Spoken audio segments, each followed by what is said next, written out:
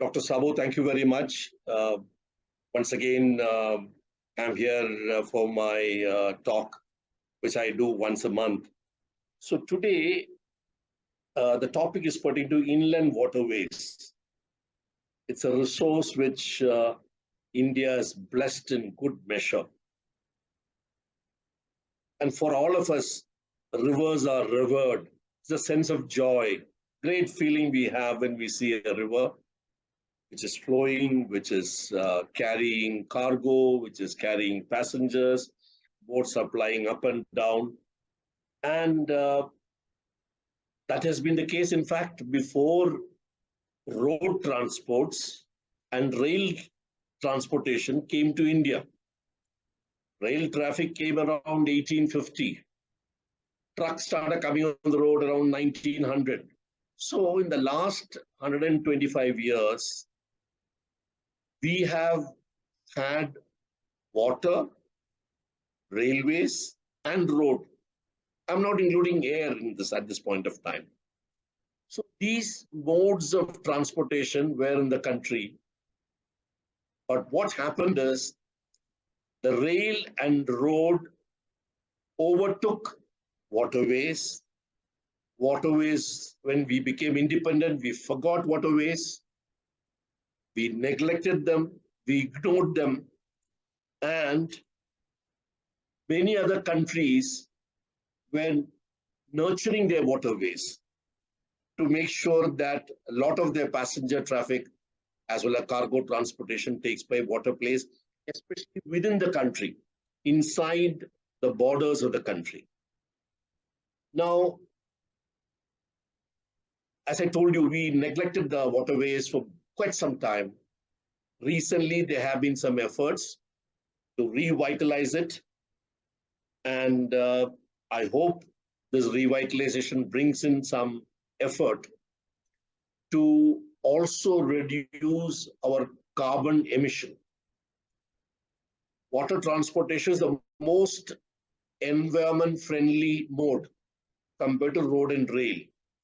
So it has got a lot of advantages, and it is something which we should encourage. And I hope the recent efforts of the government will bring in some improvement of our mode of transportation by water. I've got a short presentation to make. It is in few parts, essentially to enable people view the PPT at a later stage in installments. This is based on the advice given by someone. They're saying too long for us to sit at one go and listen to it. So kindly break it into parts, part 1, 2, 3. So I have done that. And I will upload my presentation now.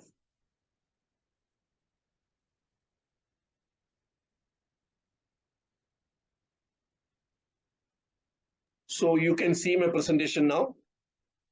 Okay, sir. Okay. You can see. So in the title, I have said India's inland waterways is finally meandering. That means slowly it is moving toward the economic goals which should have been fully utilized earlier. But doesn't matter. At least now, if we start utilizing it, there'll be a significant amount of efforts. So I will start my presentation. I will first go to some introduction. As I told you, rivers occupy a very special place in the Indian mind.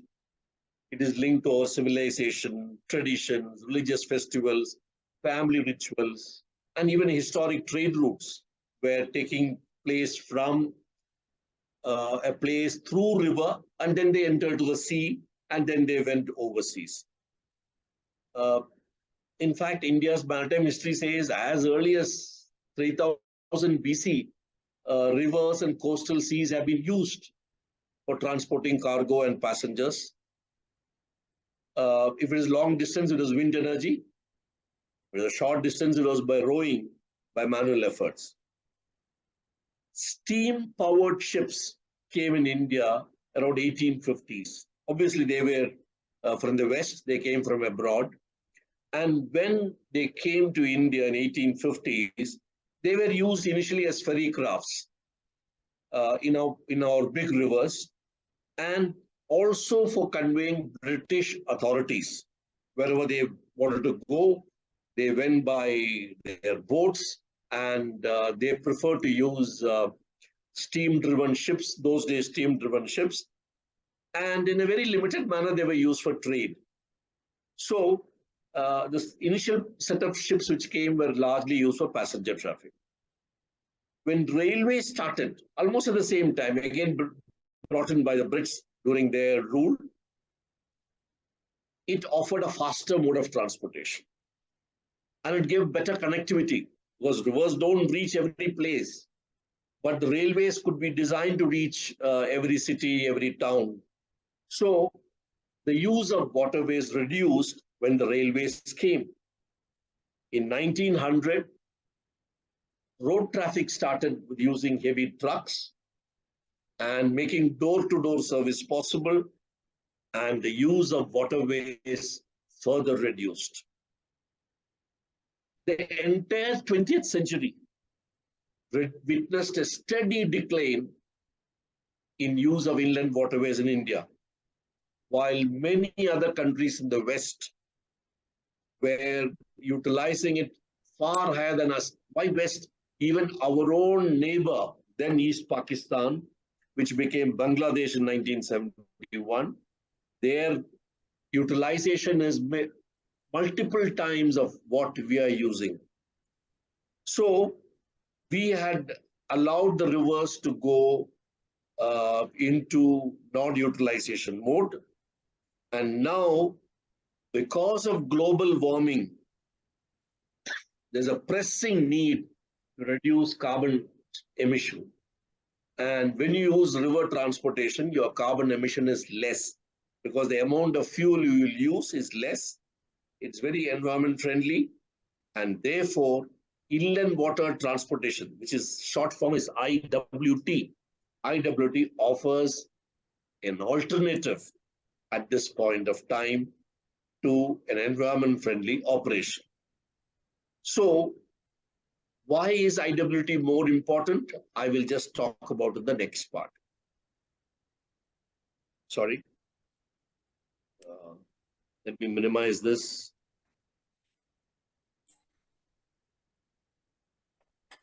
Okay, so this is a map of India, and you can see many rivers on the map. I'm just going to talk about the 10 biggest rivers in India. Everyone knows it is Ganges, and then it is the next longest is Godavari, and then you have Krishna, Narmada. You'll be surprised, Brahmaputra comes only at point number 7. It is less than 1,000 kilometers. The reason is much of Brahmaputra is outside India. It's in China. So Brahmaputra is a very long river, but within India, it's only about 980 kilometers. And thereafter, there are some more rivers. While India has 400 plus rivers, all rivers put together, long and short, etc. Our biggest river is Ganges, 2,525 kilometers. The shortest is Manimuttaru in Tamil Nadu, only 5 kilometers long, somewhere near Trichy. So that is the range of our rivers. And as I told you, we've got 400 plus rivers. Importantly, Indus, Ganges, and Brahmaputra connect India to China, Pakistan, Nepal, Bhutan, and Bangladesh. So rivers also give connectivity to adjoining countries. I have already talked about the 10 rivers. The first 3 rivers, which are Indus, Ganges, and Brahmaputra, they go to another country before they go to sea. Indus, Ganges, and Brahmaputra, they enter another country before their tributary or the main river reaches the sea, either in Arabian Sea for Indus or Bay of Bengal. But the balance 7 rivers which are listed here are all within the country. They don't go out of the country. The total length of 10 rivers is 12,300 kilometers. So if you're using the rivers for transportation, we can comfortably use a long distance can be covered through rivers. And while the 400 plus rivers come to around 20,000 plus, but all 400 plus we may not be able to utilize for transportation. I'll come to those details in the subsequent part. And traditionally, rivers have been used for IWT of cargo and passengers. Why is it more important now? This is a very interesting graph, and there are many engineers in this audience. Look at the graph. If you want to take a short distance, be it for passenger or be it for cargo, the cheapest is road. If you want to go some more distance, it is rail. But if you want to go long distance, the transportation cost is lowest for water. Why it is so? Because the ship is capital intensive. So you have to include the cost of buying a ship or a vessel in the operating cost. That is why for small distances, you find, and medium distances, waterways are not efficient. So let us see more of this. So if you take long distance into consideration, and what is this long distance will depend upon the type of ship you're going to buy. So let us, for a discussion's sake, let us say 100 kilometers. If it is so,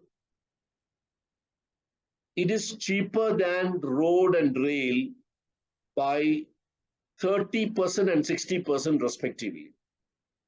It's cheaper than rail by 30%, cheaper than roadways by 60% if you use waterways. And I don't know why we are not using it. But there's one disadvantage. It is not as fast as road, it's not as fast as rail. It is slow, it takes more time, but the cost is less. So those who can afford to spend more time, be it in cargo transportation or passenger traffic, rail and road are more expensive. You can avoid that and go to waterways. And it is very environment friendly, which I told you some time back. Another interesting advantage, it can be easily linked with coastal shipping. That means you go down in Godavari, come out of Godavari River, come to Bay of Bengal, and go to Visakhapatnam port. And there you unload all your cargo. Some may be for exports, some may be for coastal shipping to Chennai or Kochi or wherever it is. So integration is easy, much better than road and rail. It's very suitable in our country for connectivity to Northeast. If you've seen India's map, you have to go around Bangladesh to go to the Northeast states. But if Bangladesh permits you to cut across through their rivers, then it is shorter by waterways, cheaper by waterways, and it takes almost the same time as it would take if it would go by road. So apart from all this, it can also promote friendly and economic sharing of waterways with neighboring countries. It's a great advantage, and therefore it widens our international relations and also our economic interactions and markets with our products can go across easily to the neighboring countries through waterways. So let us look at some more details. Here there is a graph. Today in India, today means 2022, nearly 50% is by road, 36% is by railways, 7.5% is pipeline because a lot of natural gas goes by pipeline, a lot of oil goes by pipeline. So you don't use the trucks for it, so you send by pipeline. Coastal shipping is 6% because you can transport items from west coast to east coast instead of by land. You can take it around by ship. And you know, many cars which are produced in Chennai are taken by ship to Gujarat because that is faster to send it by, and cheaper to send by a ship to Gujarat, where it will be offloaded and then it will go to the northern parts of India. But only 2% of the cargo gets transported by waterways, be it coastal, no, sorry, by waterways means rivers. It was 0.4% in this graph, because this graph was pertaining to an earlier period, sometime in early 2000. So we have a lot of catching up to do, and let us see more details of this. If you want to send by IWT, there are some disadvantages. Loading, unloading, you require cranes by the water side. There should be jetties where the ship can come, and you should be able to lift your items and put in that. It calls for some capital intensive expenditure. If you want to do day-night navigation, the river route should be having navigation facilities, which many of the rivers in India do not have. In the night, it is only the small lamp which is burned on the boat, which is indicative of a boat coming towards you. But apart from that, they should also have other features by way of buoys and various indicators by light to show the pathway, or the fairway as they call it, for day-night navigation. Another disadvantage is lack of depth in many rivers in non-monsoon months. When a monsoon is there, there is water. When there is no monsoon, the water level goes down and a boat or a vessel is not able to ply. So this is a huge disadvantage. So therefore, rivers require to be dredged, or they need to be done bandeling. I don't know how many of you are familiar with this word, but it's an interesting aspect. Bandeling means shaping the river. You can shape a river's flow by this technique called bandeling. I'll very briefly tell it. It is used extensively in Brahmaputra. What they do is they put a lot of poles, vertical poles, on the river bed, where the river has strayed away to the bank. So you want the river to come back. So you put a lot of vertical sticks or stakes, as they call, on that line and very close to each other, and mud collects on this series of vertical poles, and slowly rivers change their flow pattern and they get shaped and they recede from the bank and come more towards the center, which increases the water depth. This has been used very much in Brahmaputra. It's a very fascinating technique. It's a very old technique, but it has been done in our country with a lot of success. In waterways, there is no assured door-to-door connectivity unless you're looking at backwaters in Kerala, where people come to sell their merchandise or consumer goods right at your doorstep. They come by the canal or they come by the stream or river, and you're able to buy. So is the place. So is it in many other rivers. So is it in Jammu and Kashmir, where lakes are used for this purpose. While road and railhead connectivity is much better. A last point which I want to tell is, if you want to do all this development in a waterway, you want to have crane, you want to have jetties, you want to have day-night navigation facility, a lot of money has to be spent. And the government, I mean central government, has more money than state governments. So if you want central government to develop a river or a waterway, as per our constitution, it has been declared as a national waterway. If it is not declared a national waterway, then central government is not authorized to spend any money. And we will take this point forward, how this aspect has been utilized significantly in the last few decades. So you need to declare rivers as national waterways if large capital intensive development needs to be done. So let us see the first 50 years of our independent India. In the first 50 years, and I'm going to show you 8 steps from 1950s to 1997. In 1951, government set up a transport board, water transport board for Ganga and Brahmaputra, saying, please utilize it more. Results have not been very good after forming the board.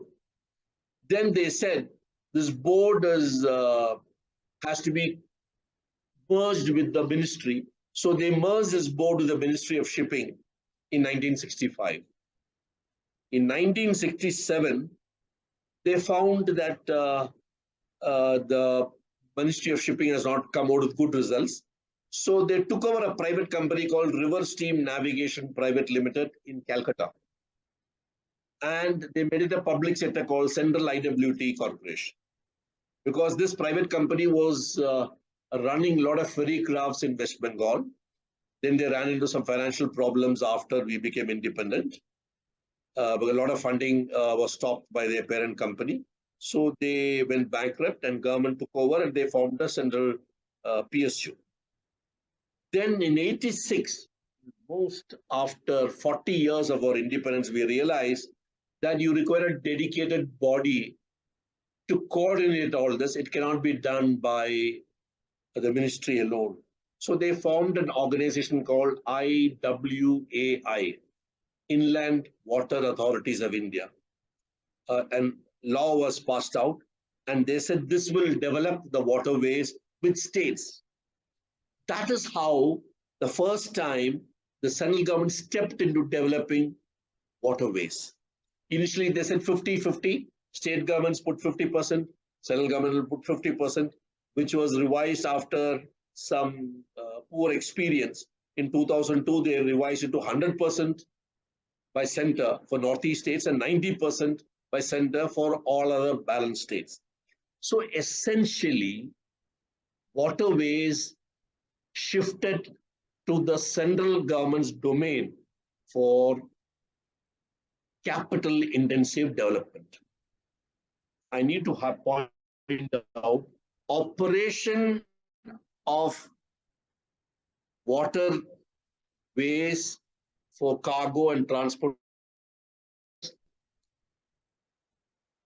The operation is with the state government. Safety is with state government. But maintaining it and upkeep and developing it for with modern facilities is central government. 90%, 10% may be a part of sharing the expenditure, but it's largely central government which has to develop. And this came in 2002. Let's go back in time into 1986. Now you see, River Ganges was designated by NW1, National Waterway 1, by Parliament. That means now it will be looked after by central government, almost at the same time as IWAI was formed. 88, Brahmaputra was formed as NW2. 93, Kollam to Kottapuram, the canal was called NW3 because there was a lot of cargo transportation in the west coast, not exactly west coast, within Kerala's canal, and this was happening from Kollam to Kottapuram. So that was designated as NW3. And a lot of facilities were improved there after 1993 so that this waterways can be operating more efficiently. And in 97, NW4 Godavari and NW5 Mahanadi studies were commenced. So in the first 50 years, for almost 40 years, nothing much happened. Then slowly we started naming rivers as national waterways so that facilities can be created, and slowly, the utilization of waterways improved. So let us talk something more about this. During 50s to 2000, India was at that time the largest shipping, and I say shipping, I'm not saying ship making, shipbuilding, but shipping operation in Asia, second largest in Asia and sixth in the world. But that culture did not translate to IWT. It remained only in the international domain, except in few places like Kerala, West Bengal, Assam, and even Goa, where waterways were used for localized operations of cargo movement and passenger movement. There was no law in 1947 on waterways, but the vessels which were plying in the waterways were governed by a 1917 Act, First World War time. So there was a lot of restriction in that law. You cannot go from one state to another. If you go, you have to pay tax. Who will certify? Who will regulate? So from the regulatory part of it, there was no law for waterways, and there was an outdated law for the vessels plying in the waterways. When IWA came in 1986, there was some improvement started, as I mentioned earlier, and by end of 90s, we had transported 8.9 million tons of cargo. So from almost zero in 1947, or very little 1947, by end of 90s, we came to 8.9 million tons, and 8.65 passengers had traveled in inland water. Maximum was West Bengal in 5.65. You would have seen so many movies, Hindi movies, where a lot of passenger traffic takes place by ferries as well as by individual boats in the rivers of West Bengal. And the total number of vessels in India by end of 90s was 7,400. Kerala had the highest of 4,200. And the navigable length was about 25,000. And maximum was West Bengal. So by end of 1998, 99, we had reached some semblance of utilizing our inland water. So what happened in the next 25 years? In the next 25 years, we had named about 5, as I mentioned earlier, 5 waterways, and NW4 was made on Godavari and Krishna, which was connected to Buckingham Canal. For your information, I just want to tell you, Buckingham Canal runs from Visakhapatnam to Chennai, even today. It's an inland waterway through which boats can ply from Chennai to Visakhapatnam, almost very close to the coast. It was extensively used during British days, but now there is a lot of disruption in that moment due to some bridges have not been made, and there have been some breaches, etc., in the river banks. Therefore, they are trying to be restarted. NW5 was started in Orissa. NW6 was conceived for Northeast, but it was not completed. Total distance covered by NW1, 2, 3, 4, 5 was 4,300 kilometers. So till 2010, we had just 4,000 odd kilometers, even though rivers were flowing for nearly 20,000 kilometers. But only 4,000 odd kilometers were being utilized for cargo transportation and passenger traffic. But by 2010, your cargo transportation went up to nearly 70 million tons. You remember, in 1990, it was around 8 million tons. It had jumped to 70. But most of this were transported in Maharashtra and Goa, where there was no national waterway. So look at the statement, contradiction here. You developed national waterways, but they were not carrying enough. But non-national waterways in Goa and Maharashtra, they were carrying more inland water cargo based on their traditional operations, based on their traditional type of boats and things like that. India and Bangladesh exchanged cargo movement for nearly 1.4 million tons because after Bangladesh was formed in 1970s, there was an agreement between India and Bangladesh that we could send cargo to Bangladesh and they could send back to us. And that came to about 4 million tons.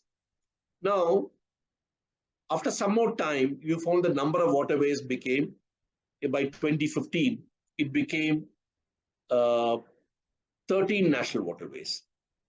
So now the new government, which had, the present government, which had come in 2014, they knew that 5 national waterways there, but they studied 106 rivers. It's a very important aspect. And a lot of changes which are going to happen in my subsequent slides are based on this. They studied 106 rivers, analyzed them, and categorized them as category A, 18 number, it can take cargo. Category B, 25 number, no cargo, only passenger because the depth was not sufficient or it did not have a hinterland where there is a lot of cargo will come. Cargo like rice, wheat, fertilizer, cement, etc. There should be factories in the hinterland. So based on this, Cat A was found 18, Cat B was 25, and Cat C, the balance, 60 odd. Not good for cargo, not good for passenger. So the government narrowed down, so 18 Cat A and 25 Cat B with different programs for development. What needs to develop for cargo needs to have crane and warehouse and needs to have jetty to take a bigger vessel. Day-night traffic should be possible, etc. While passenger traffic will depend upon whether it's a cruise or whether it is just a daytime ferry or it's only for tourism. Depending upon, they made development models. And the balance 60 odd rivers were not taken up for any development. And category A was classified based, they should have a 45-meter wide channel. There should be minimum depth of 1.5 meter. It should run at least for 50 kilometers. And they should have a connectivity to a vast and prosperous hinterland which have got industries. So 13 out of the 18 Cat A got initiated. A lot of things are marked on this map. The list is also there on the map. The 13 rivers which were developed. The entire length of the river was not developed.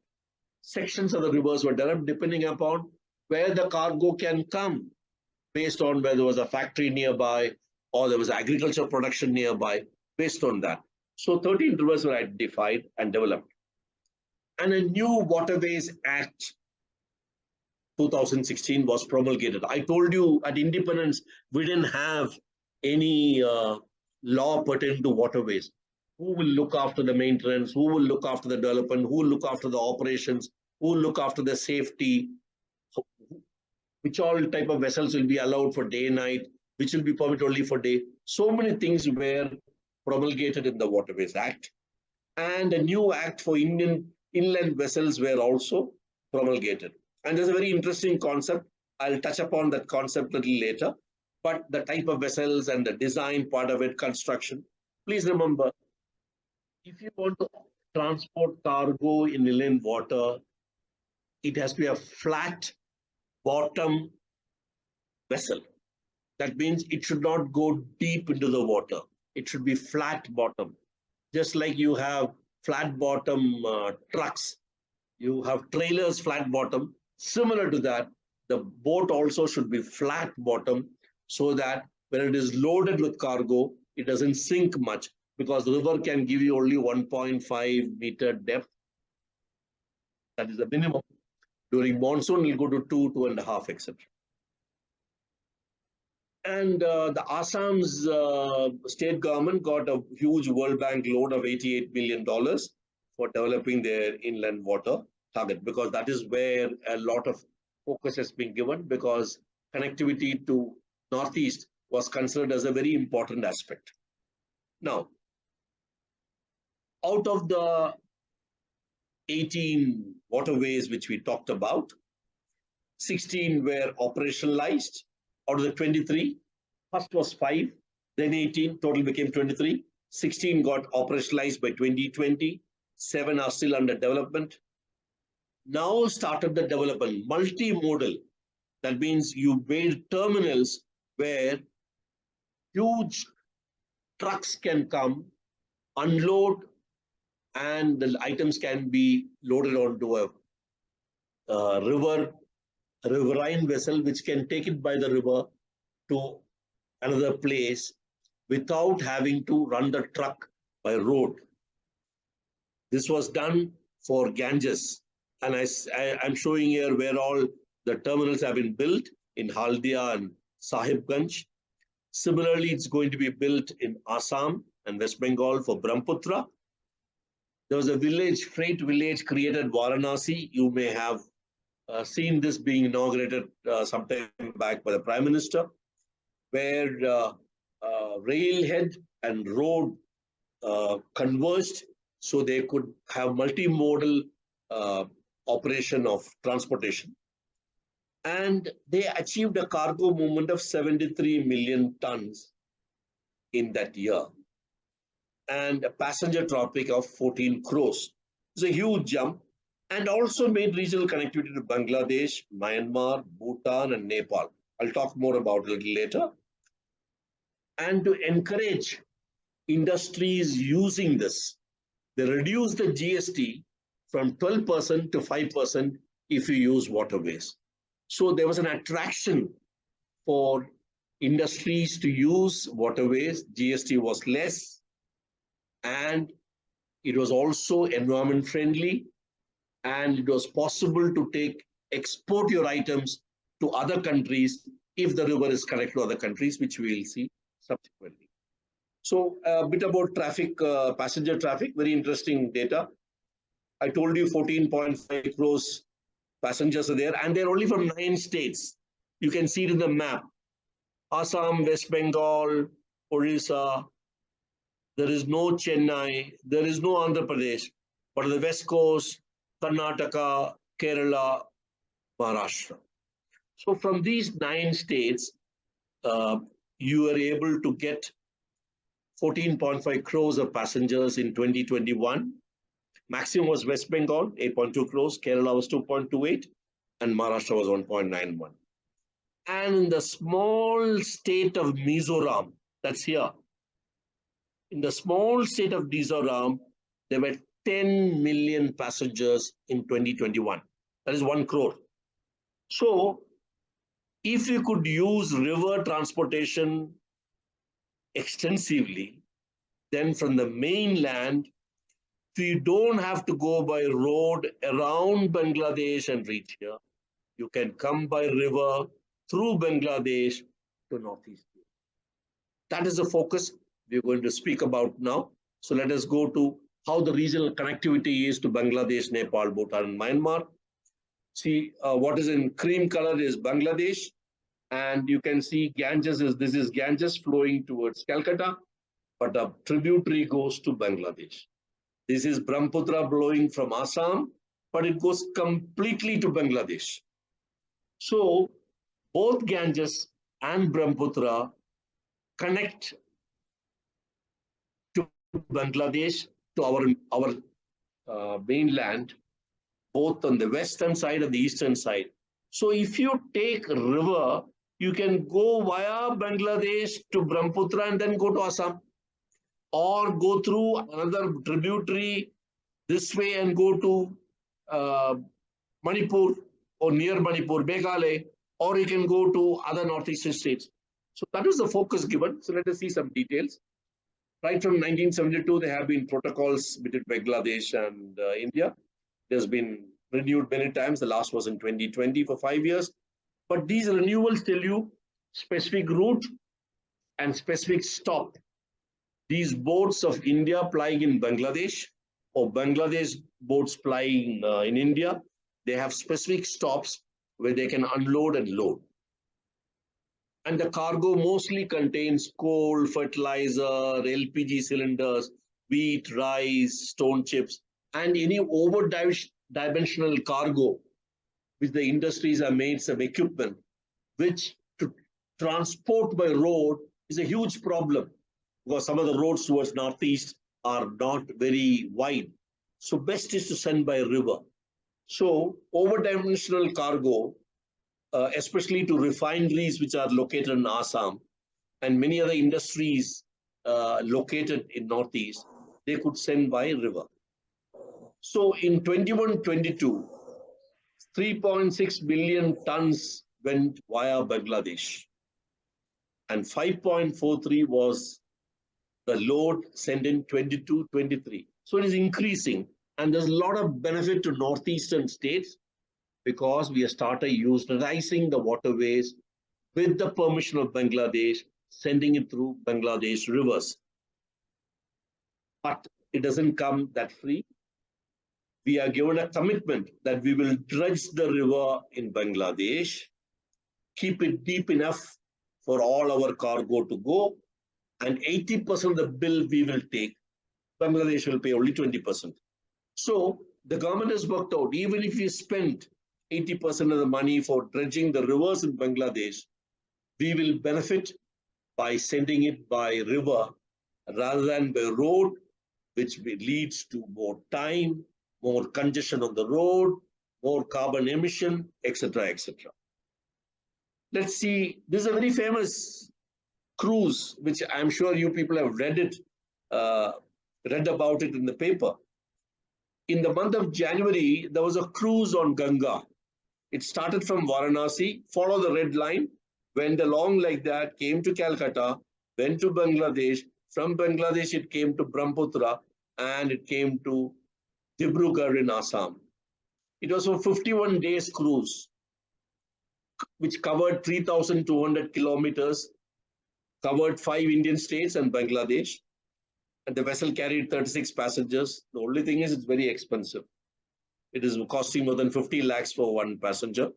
But it was largely subscribed by foreign nationals who wanted to enjoy this long river cruise, which is the longest in the world as of now. I hope that this will happen as a yearly itinerary for attracting tourists to India. So let's look at Bhutan. Now, Bhutan has got some small rivers which come and join Brahmaputra, but they cannot take traffic now by boats because they do a lot of dredging and they had to have cranes for loading, unloading.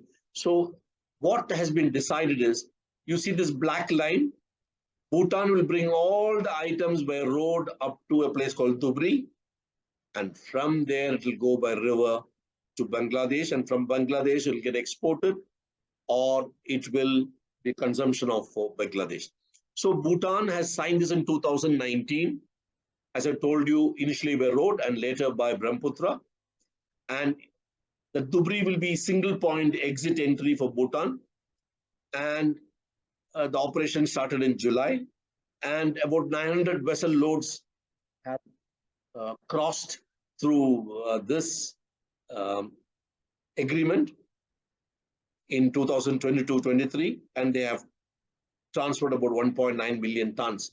So Bhutan, which was dependent on road traffic for exporting items to outside their landlocked status, they benefited by sending over water transportation by over 600 kilometers.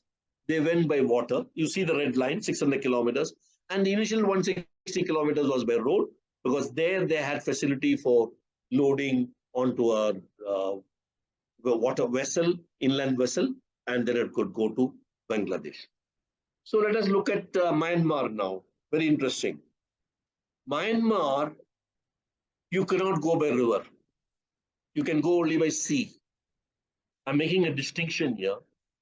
The Ganges comes and meets Bay of Bengal at Calcutta. And if you want to go to Myanmar, you have to follow this green line. It is by water, but not by river. It is by sea. You can say coastal shipping. So a connectivity to Myanmar was established to northeast. I'll explain that.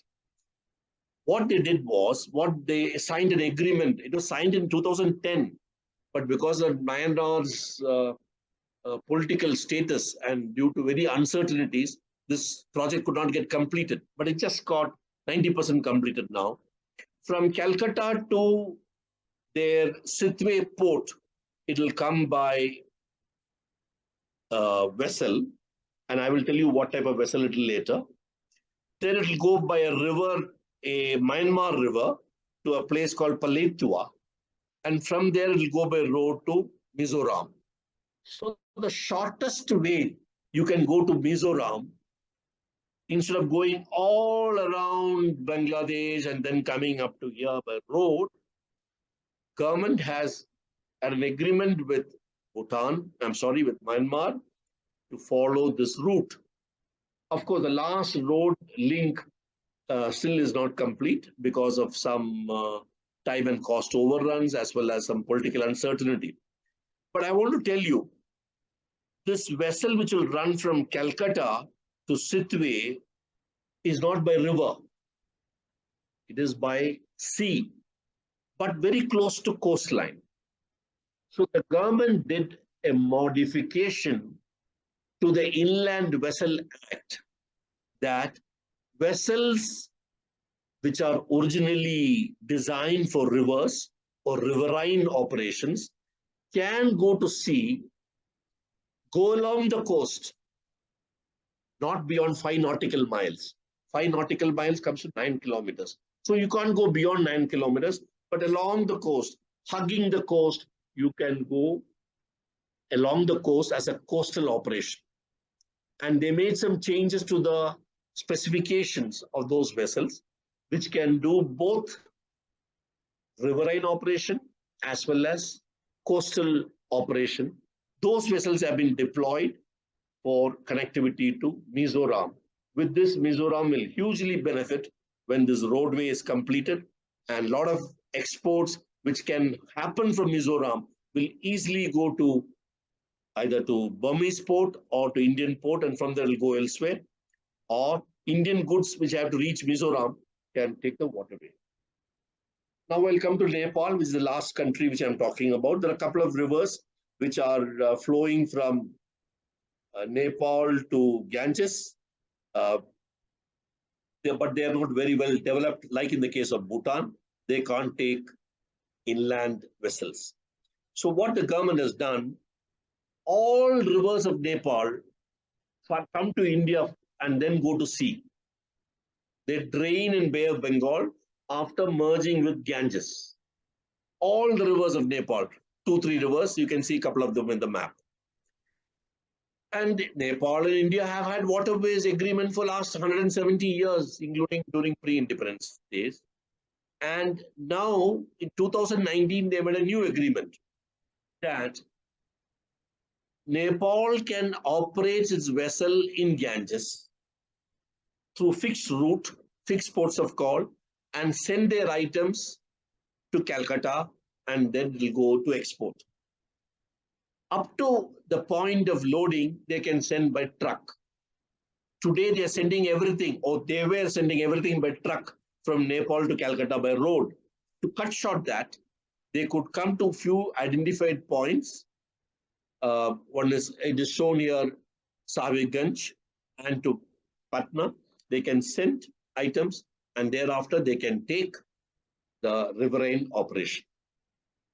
And meanwhile, in the coming few years, they can develop their waterways so that they can start from Nepal by inland vessel, come along the river, go along Ganges up to Calcutta, and from there it can go for export or whatever other destination it has to go. So this is with Nepal. It is not really picked up much.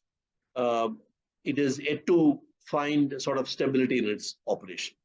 So you see, because of these rivers which are flowing to our adjoining countries, or rivers from adjoining countries were coming and joining our rivers, like in the case of Nepal, Bhutan, or Bangladesh, or Myanmar has a river which goes towards the side of Mizoram.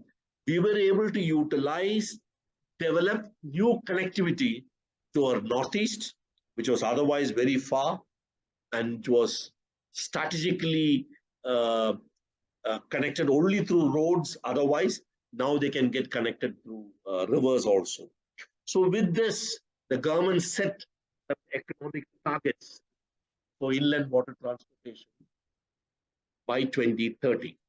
So before I list out those targets, look at this. Of 2019, 64% was going by road in India, 27% by rail, some coastal shipping, inland waters just 2%, as I mentioned to you earlier.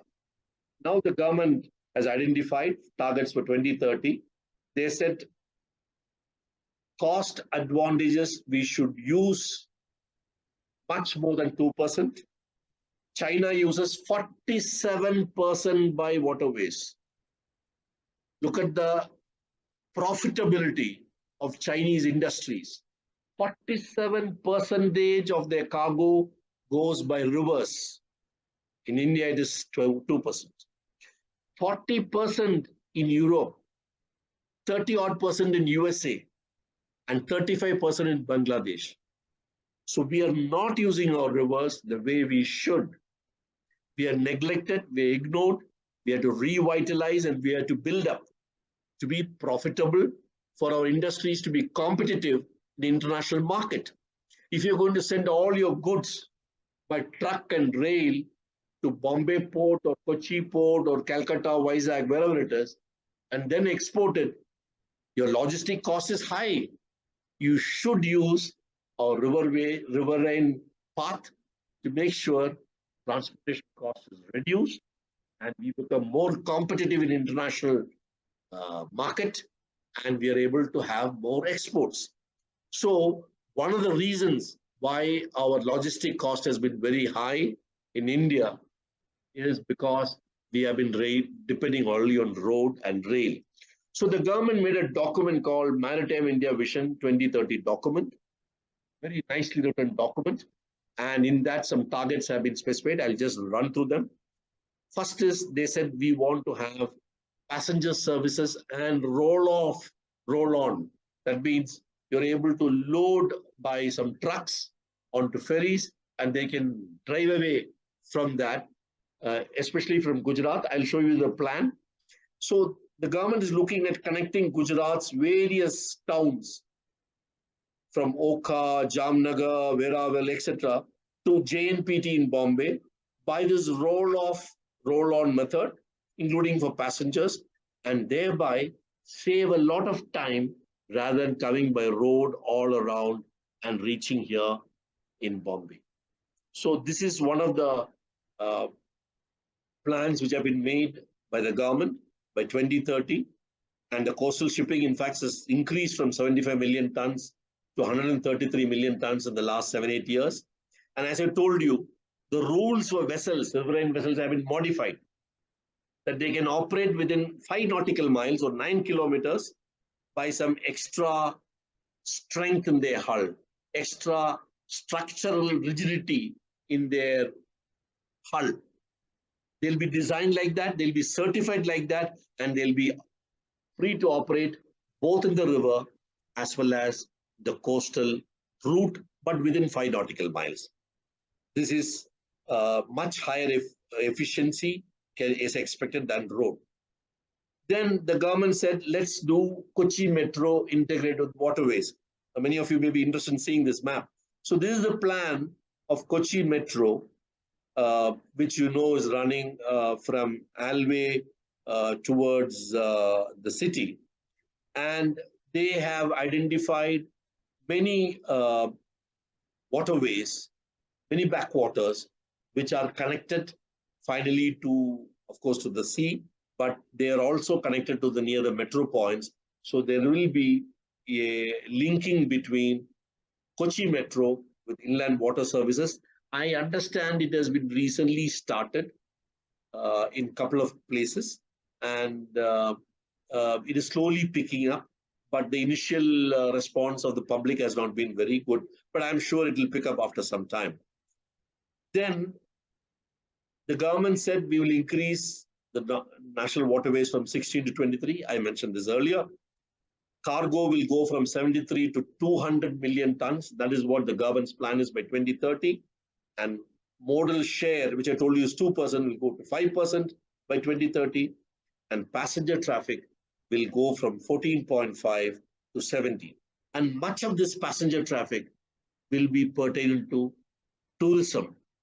And of course, I talked about the river cruise, but those of you from Kerala know that recently there has been a new service started from Ernakulam to Kottayam or someplace short of Kottayam, where a boat service has been started, which goes all along the waterway. In the morning it goes and comes back late in the evening. And it has been found good response from the public. There are only one boat. Now they have pressed a second boat also into operation. So I presume within domestic tourism or including some foreign tourists will utilize this. So with this, I come to the conclusion of this presentation. As I told you, India is blessed with 400 plus rivers, but we use it only 2% as compared to many other developed countries.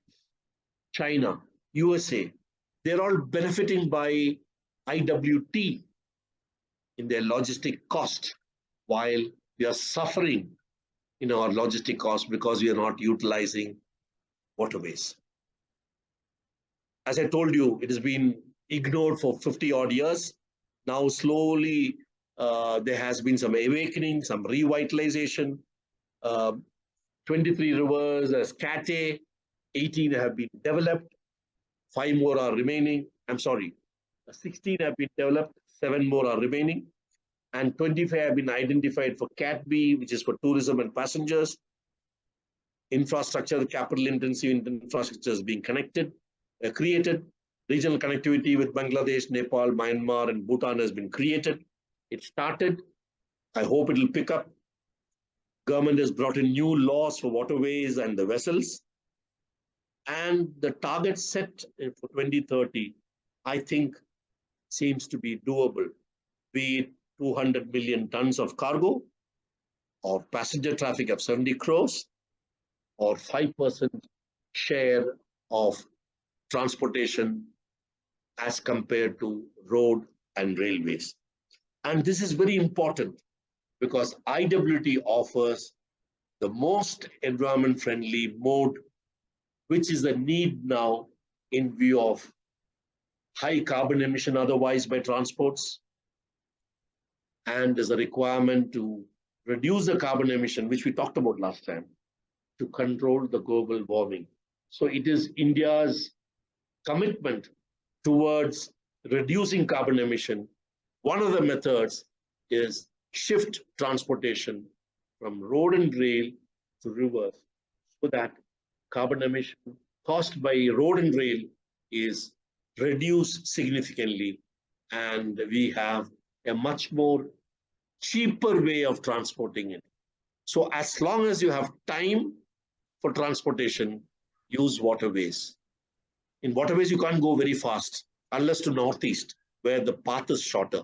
So you have to cater for longer time for transportation, but it will be cheaper, making it more profitable, making it more competitive in international market. With this, I come to the end of my presentation. I just want to thank you all. Jai Hind.